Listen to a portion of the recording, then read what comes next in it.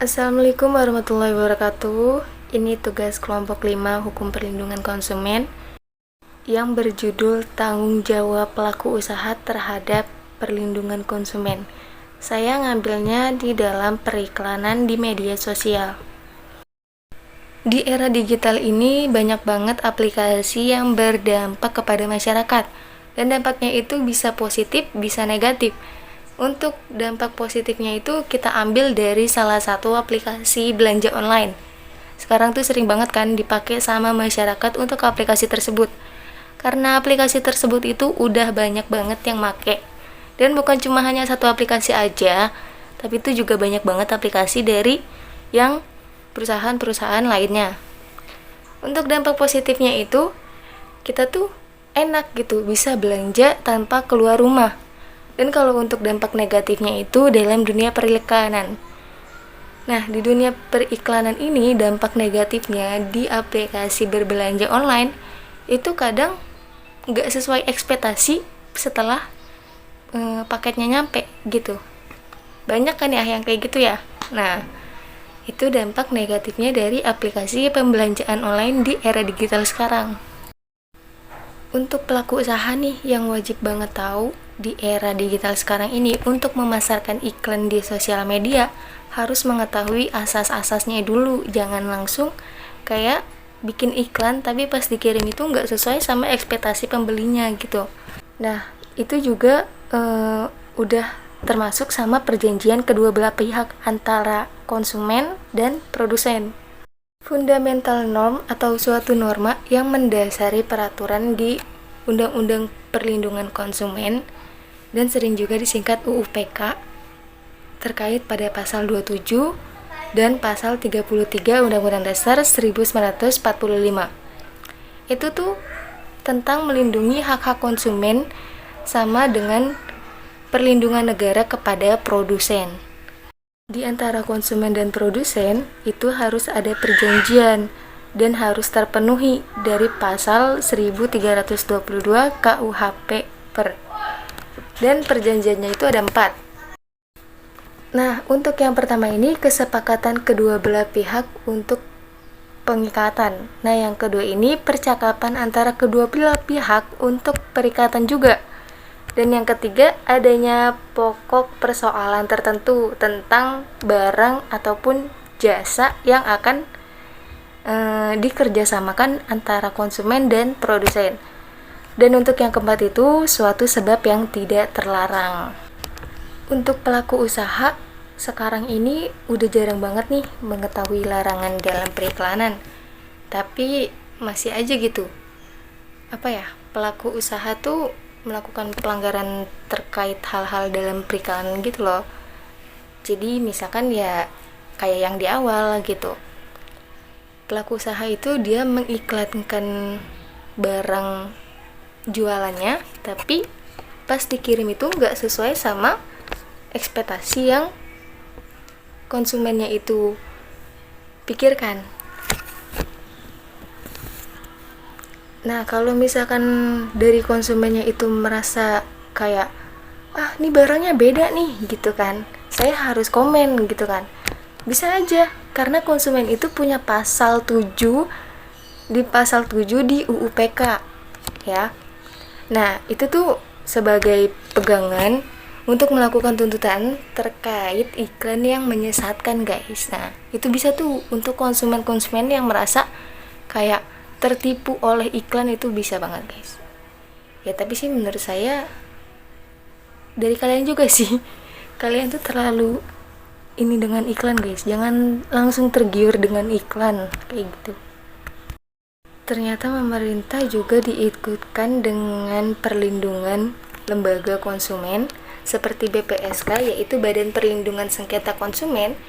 Terus juga udah merancang Undang-Undang Perlindungan Konsumen dan tertuang di Undang-Undang Nomor 8 1995. Pemerintah juga diikutkan dengan beberapa lembaga perlindungan konsumen seperti BPSK, Badan Perlindungan Sengketa Konsumen, dengan di Undang-Undang Nomor 8 1999 dan disingkat juga bisa jadi UUPK.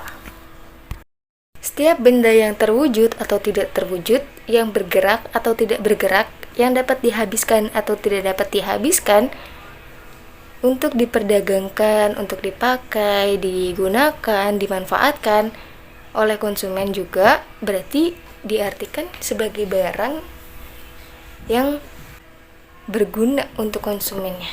Kita itu sebagai konsumen, kita